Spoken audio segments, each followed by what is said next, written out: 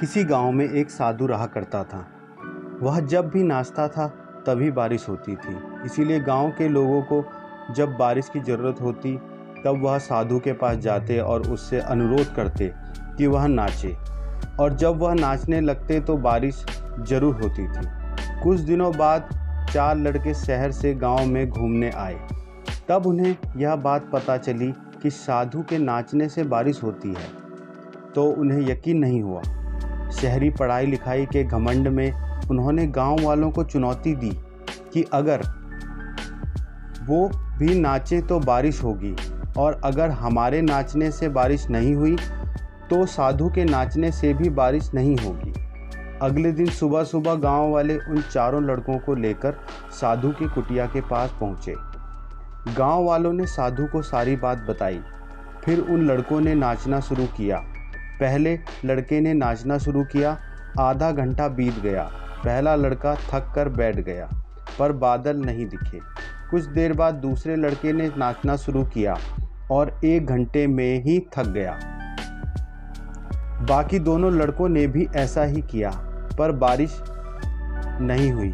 अब साधु की बारी थी। साधु ने नाचना शुरू किया। 1 घंटा बीत गया, पर बारिश नहीं हुई। साधु फिर भी नहीं रुका, वह नाचता ही रहा।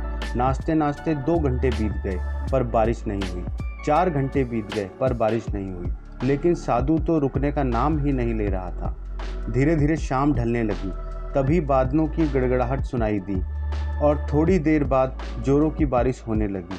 यह देखकर चारों लड़के दंग रह गए और तुरंत साधु से क्षमा मांगी। फिर चारों लड़कों ने साधु से पूछा, बाबा, भला ऐसा क्यों कि हमारे नाचने से बारिश नहीं हुई और आपके नाचने से बारिश हो गई? साधु ने उत्तर दिया, जब मैं नाचता हूँ तो 2 बातें ध्यान रखता हूँ।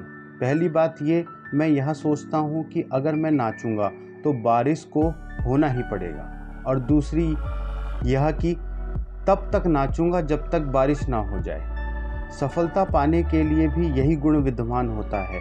जिस काम को भी करते हैं उसमें हमें सफल होने का पूरा भरोसा होता है।